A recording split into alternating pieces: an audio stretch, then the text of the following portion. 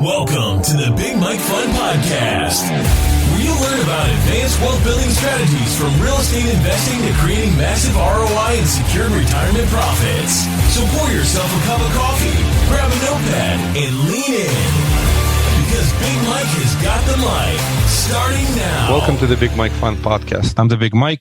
Mike Zlatnik, and today it is my pleasure and a privilege to welcome my good friend, brother from the Collective Genius Mastermind, Eric Brewer. Hi, Eric. Hey, Mike, how are you? I'm doing well. How are you? I'm good, thanks. So Eric hails from York, Pennsylvania. I guess not too far from Brooklyn, New York. I've been through your neck of the woods. It's kind of, it's your typical Pennsylvania, not Philly. This is more of a inland Pennsylvania country. But before we do that, let's just talk a little bit about you, your family. So just share a little bit about you and your family. I'm married, have been for about 10 years to my wife, Sonia. We have 5 children.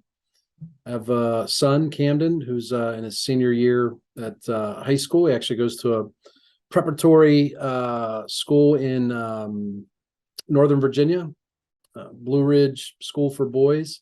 He's an aspiring scholarship basketball and football athlete. And then I have 4 daughters between the age of 8 and soon to be 2. And my wife is currently pregnant, due in May, with a boy. And we've chosen the name of Eric Jr. She wanted to celebrate my husband or her husband, and thought highly enough of me to not only stay married to me, but give our youngest and should be last child my name. So we all live here in York, PA, and very happy. So I have a beautiful family. Congratulations. You have a beautiful family, and God bless. Thank you. I need the God bless part with 4 daughters. That's going to come in awful handy. I'm guessing right when they get to be about teenage years. I'm going to need a lot of those God blesses. Yeah, I know the drill. I have 4 kids, three girls, oldest, and a boy, and already got one married. So Wow. Yeah, it's kind of it's girls are easier, but of course, as a parent, it's a little bit more nervous, but you'll get through it, I'm sure. I'll be all right. Let's talk a little bit about your business. So you have a famous Brewer Method. So what is Brewer Method? Yeah. So Brewer Method, the reason I called it that was it's really novations. And novations have been around for a very long time. But the previous application of novations was really a fix and flip strategy. So it required remodeling. It required, a considerable amount of cash normally to fund the renovations. Then you effectively kind of partnered with the seller. All of that stuff actually sounds very hard and confusing and not ideal to me. Renovations are difficult. Construction's difficult. Partners are difficult, let alone partnering with a homeowner. I stumbled across novations back in 2008. I was doing almost all retail fix and flip transactions. And in 2006, when I started, 2007, my second year in business, every property that I would sell was to like a first-time home buyer, mid credit score, low down payment. They needed seller's help and all that good stuff. And none of those buyers used FHA financing in 2006 and 2007. There was a plethora of loan products out there. Subprime mortgages were super popular. 80-20 mortgages where you could buy a house with no money down and, a 500 credit score. And then when the financial crisis took place, literally every buyer that was active at that point was using FHA financing. And for house flippers, FHA is difficult. They have a deed seasoning requirement where you have to hold the property for 90 days. That's disruptive, to my cash conversion cycle. They have, particularly in 2008, 9, and 10, they had lender overlays where even though FHA said they would do the deal in 90 days, some banks might require 6 months. A lot of underwriters just did not like flip houses because they got absolutely slaughtered with those foreclosures as the market started to unravel. banks took their biggest financial loss on repossessed properties that were previously flipped, right? Because they were selling for the top of the market, and then as they were being repossessed, foreclosed, and being sold as bank-owned properties, they didn't demand a premium, right? They were only being bought by investors. So there was this massive spread between the legal collectible limit on the note and then what it actually sold for 6 months later after they repossessed it. So they became very hyper aware and very selective. So it was tough. So I started looking for a solution to this seasoning FHA crap, and that's where I discovered Novations. And luckily for me, for maybe the first time ever, the government did something in early 2008 that positively impacted my life. And they passed an FHA flip waiver. Congress put a spending bill together. They wanted to incentivize investors to buy up all this bad inventory. And they said, hey, we need investors to buy it. And if everybody's using FHA financing, these investors won't buy these because they can't sell them to FHA buyers. So they said, hey, that seasoning requirement, non-existent. So for 2 years, you could buy a bank-owned property. I was buying HUDs for 40 cents on the dollar, doing paint jobs and selling them to FHA buyers for big profits. And, you had to do construction. You had to have access to capital, which was really difficult back then. And in 2010 or 11, that flip waiver expired. And now I was back to the drawing board. And that's when I really started implementing Novations. So that's a little bit of the story about what it is and what it's not. My version of Novations is a wholesale style transaction on a property that's generally in wholesale condition, being sold to a retail buyer on the open market or MLS. So that's the elevator speech version of what the Brewer method is. Very cool. So let's dissect a little bit. Yeah. So you're buying the property from the homeowner in a wholesale condition. Means what? It needs broom, carpet, paint, it's light like renovation. Yeah. So the first couple dozen Novations I did, I went to public auctions, and the public auction was generally like an estate, grandma's house, someone inherited the property, and it had good bones. You know what I mean when I say good bones? Yeah. Right? It's got good mechanical features, but it was outdated. It had blue carpet, it had green kitchen cabinets, but it was what I would say move-in ready condition, right? And those are the ideal properties in wholesale condition where it'll generally pass through an FHA appraisal, a condition report. Home inspection is not going to reveal a bunch of safety issues. So that's the type of property that this works well for. By the way, those are normally properties that when we make wholesale style offers on, the sellers aren't very receptive because the house is in okay condition, right? They're not super distressed and not willing to sell at a discount because the house is maybe in need of a little bit of, lipstick or whatever you want to call it. But it's not, it's not condemned. It's not, fire damage. It's not a train wreck. It's in okay condition. Right. So it makes sense. So it is carpet and paint job left over. It's not a heavy renovations. No changes to HVAC, the roof. No big ticket items per se. No. So and you basically you lock it up on the contract with the agreement to be able to remarket the property, and you offer the homeowner better price that you would buy as a wholesale, but correct. Yeah.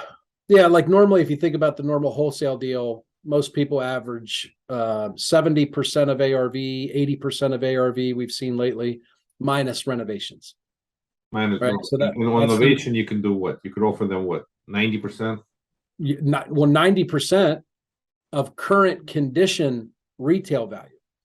So there is no subtraction for the renovations. You look at it and say, what would this sell for on the MLS to a retail buyer? If the property's value, say $250 or more, you can pay up to 85% of current condition retail value and still make $30,000 profit. Because even after commissions on these type of properties, you might have to spend or give a credit of say $1,500 to $2,500 for repairs. They might say, hey, there's missing GFCIs in the bathroom and the kitchen. We need to have that done in order for the FHA loan to get approved. That's punch list style stuff that you can have a handyman take care of for you.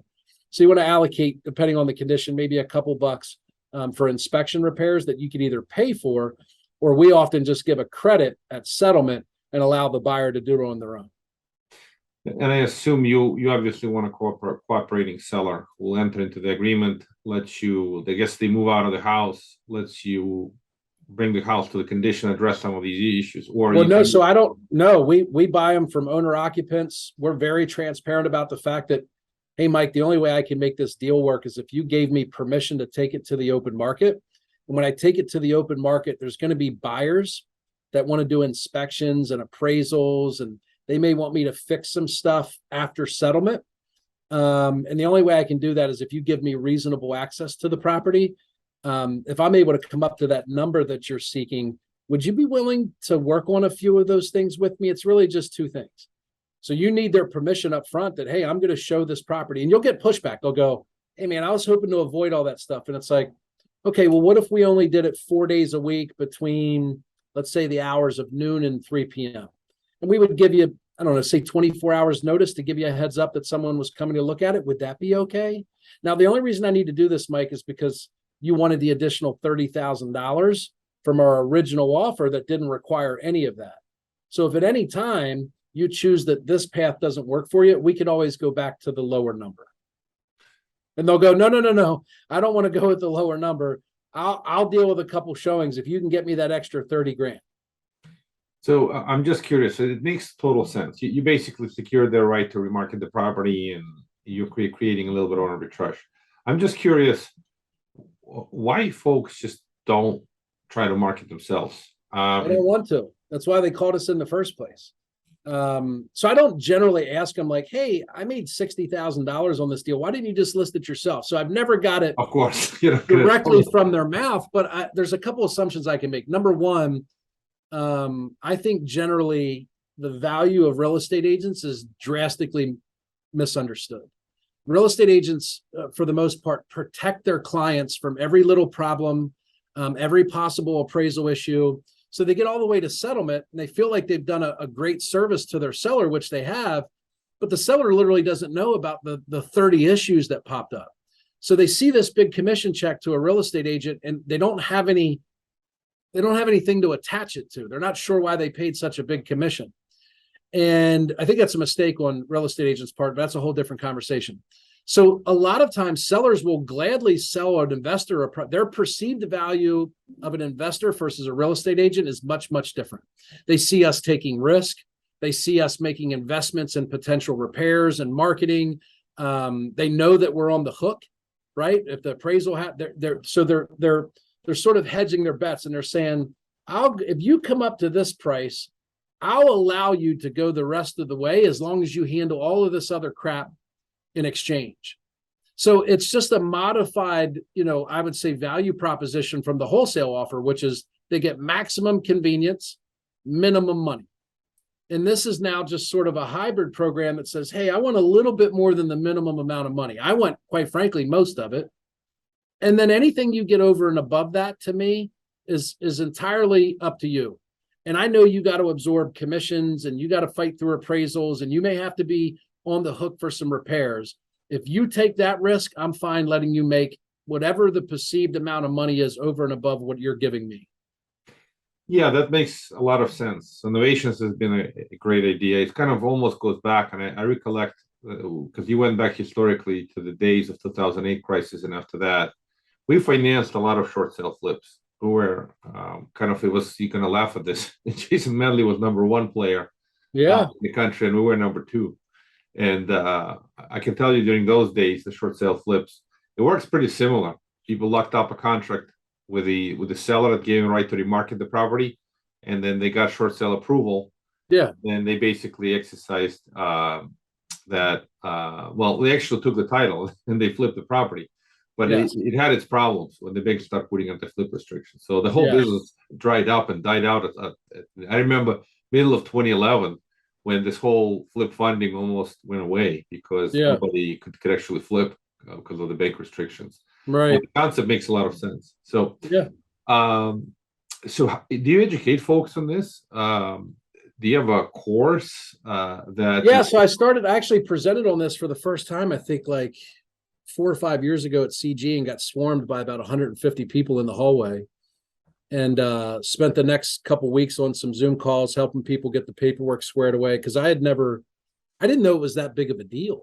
I just over time, as 2008 happened, and then 2010 happened, and then I pivoted and was doing some direct to seller, because in the beginning of my business, I bought almost exclusively off the MLS. And I started to see that the lion's share of the leads that I get don't fit the wholesale offer. Like 90% of all the leads we pay for aren't going to accept a wholesale style offer. So I'd get like 10% of my leads I would be able to monetize. The other 90% I was throwing away. And I grew up in the car business. In the car business, you literally try and maximize every single person that walks onto the lot, right? You ask them to buy a car 39 times, and you put them on a less expensive car if you can't make the payments work. And then once they buy the car, you try and sell them a warranty and all that. The car business is phenomenal at extracting every last possible ounce of profit and value out of every customer, right? You got bad credit. Okay, we got a bad credit department. You can go over here and put $800 down and make weekly payments for the next 2 years, right? Like, they're very good at that. And so that was sort of my mentality. And it really bothered me that 90% of my leads, even though they wanted to sell, I didn't have a product to offer them. And so over time, as the financial crisis happened, this seasoning requirement kicks in. Now I start to go to these appointments and I'm seeing nice homes. I think what happened was there was once where I referred the deal out and the seller said, I'll take 100. And I was at 70. And I said, hey, you really want to sell? And they were from out of town, inherited the property, didn't know a realtor. I referred to him a realtor. He listed it for 150 and it sold in like 2 weeks. And I was like, well, hold on for a second. They told me they would take 100 and he sold it for 150, right? In its current condition. They gave up some seller's help and, might have had to make a couple small repairs, but even still, maybe they walked away with 135. And I'm like, why can't I get that? And then I said, well, what if I novated them and listed it with my same agent? Well, wow, that would have worked. They would have got their 100. They wouldn't have had to deal with any repairs that might have popped up. My realtor's very happy. He's still getting the listing. So I tried it and it worked and I made a couple bucks and then I was off and running, right? Like it was like, now it's like every person that wouldn't accept my wholesale offer, I said, hey, it seems like your property might be a good fit for this program. Here's how it would work. I could give you more money. They said yes. Then I started going to public auctions. I'd wait till every bidder walked away. The people said no sale. We didn't meet reserve. I'd walk up, propose it to the attorney and the auctioneer and the seller that were all there. I carried a document around with me. It said, we can use your contract, but we got to add this novation language. And here's a couple documents that we'll need to sign if and when I find a retail buyer. And I started having luck with it. So after CG and 100 plus people swarming in the hallway, I realized I needed to put together in an organized fashion. And it made sense at that point, to sell it as a course. So I do teach it. It works like if you sign up, you get the full library of my documents, including scripts. I've built out a novation calculator that'll show you exactly how much you can pay for a novation based on the amount of profit you want to make. I've recorded about 11 instructional videos that walks you from the start of a deal to the middle. How do I get it listed? How do I explain it to my title company? How do I explain it to my listing broker? All of the compliance stuff. And then how do I get paid at settlement? We do 12 weeks for every student of coaching calls where we focus on those same sort of 11 steps and videos that we have in our training platform. We do them live once a week. And then we have about 60 minutes of coaching and then about 30 minutes of Q&A. Every person that signs up gets a 2-hour onboarding call. It's about 1 hour, 100% focused on the pitch, the script, overcoming common objections that might pop up when you start doing these. Then the second half of that onboarding call is an hour completely focused on operations, compliance, and legal. And then those coaching calls that we do each week, all of those have been recorded since I started doing them, and you get access to all of the coaching calls we've ever done that you can go in and have your team watch them at any time. And then I've created a community on Facebook that only folks that are in the course get access to. So we have 350 plus members that I've taught this to in about the last 2.5 years that all have access to that private Facebook group. That's remarkable. You certainly got this method down to the nth degree. got everything documented, and I'm sure it's an awesome educational program for anyone who wants to implement it and learning from the best. So you're the go-to guy within the CG mastermind when it comes to innovation. So that's absolutely awesome. Let me ask you this question, and I'm just curious, what have you seen lately and how innovation is impacted by rapidly rising interest rates? Yeah, I mean, it was they've already risen so much, so you probably have had experience good portion of last year, because the prices are adjusting. So when the prices are probably correcting in the negative direction, how is this working? If you think a property is worth 100 and the seller wants 80, and you approach them and say, okay, I'll give you 80, and you try to put it on the market, and the market is just nervous. The rates are up. They're not, well, nobody's giving you a 100K offer. I'm just curious how it works. Does innovation adjust? So every market's different. And my market, I'm still very much getting 100, and I'm getting it in 2 days, and I'm still getting multiple offers. The one thing that is a little bit different about these that's very important when you start doing novations. When interest rates climbed, it pushed out what I'll call high credit, reasonable down payment, conventional buyers, right? These are people that were active buyers. Who it opened the door for was mid to low credit, low down payment, FHA, VA buyers. And they had been— How is that possible? It opened up the deals to lower credit, lower down payment. Right. Here's why. In 2021, in the market that we were in, if you were a 610 credit score using FHA financing, had a $500 deposit, and needed $10,000 seller's help, what were the chances, you think, of getting your offer accepted on a property that was listed on the MLS and had 25 offers? Nobody, because they had other buyers. So now that the other buyers have gone away, the door has been propped open, kicked open by the Fed when they raised interest rates that said, if you have low to mid credit score, low down payment FHA, you better hurry up and buy a house. Because most of the competition has gone away, or they've drastically, modified their offer criteria. They're not offering way over list. They too might think that they can get a discount. They too may want to get a little bit of seller's help. So when you position your novations, it's super, super important. By the way, it's not just novations. If you're a retail agent listening to this, if you're an investor listening to this, you have to make your inventory available to FHA, VA buyers that need a little bit of seller's help, between 3 and 5%. They have to get a property inspection. They need an appraisal. It's a contingency of their loan. If you can position your inventory in front of those people, you'll have, in most markets, you'll have zero to very minimal problems moving your inventory. And that's what I'm experiencing here in Pennsylvania.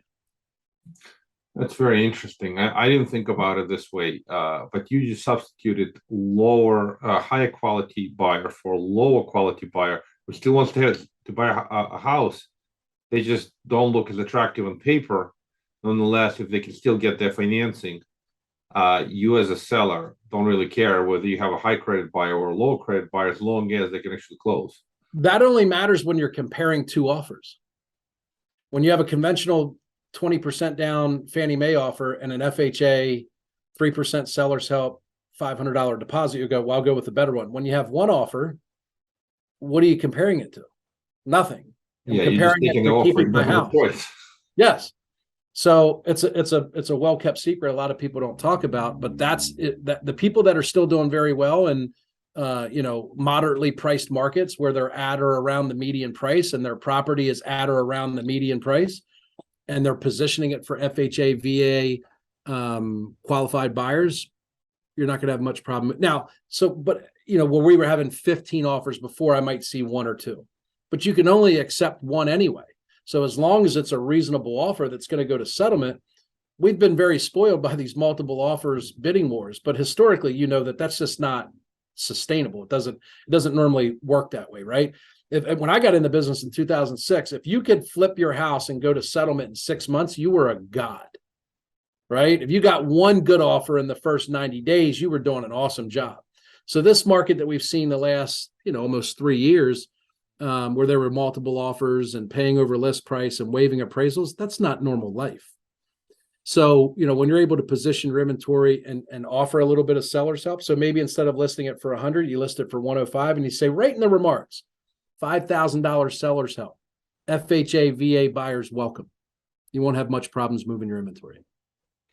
Yeah, it makes a lot of sense. We're into a lot more normal market, and at the end of the day, all these properties are sold on payment. And if affordability is there, if the buyers have enough income to get an FHA loan, and at least that's a great part about some of these programs. They don't require a lot of down payment, and the government is in the business of helping folks buy their first home, or a veteran, or doesn't require down payment, or a very small one. So it makes a lot of sense. Yeah. How would folks get a hold of you if they have interest to learn from you more about Brewer Method, and just in general, if you provide coaching? Two best ways to get in touch with me. The easiest probably is on Instagram. If you want to just follow me, for a little bit, kind of get a feel for, I give away and talk a lot about this on my social media every single day. You can follow me at Eric_Brewer_invest on Instagram.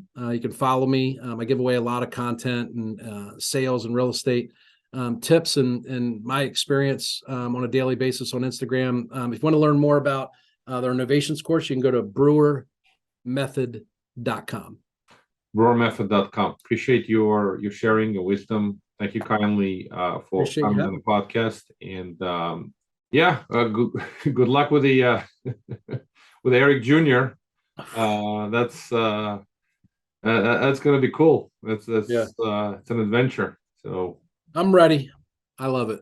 Being a parent's one of my favorite things to do. So it might be my favorite. So, and I'm blessed with a beautiful wife. I'm in agreement. That's the older we get, the more important it is. You live for your kids. So seeing success, family success is the most important thing. Yeah. Thank you kindly, Eric, and the blessing to you and your family. Thanks, Big Mike. I'll see you, buddy. See you. Thank you for listening to the Big Mike Fund Podcast. To receive your copy of Mike's How to Choose a Smart Real Estate Fund book, head to BigMikeFund.com or visit Amazon and type Mike's slot name. Keep listening and keep investing Big Mike style. See you on the next episode.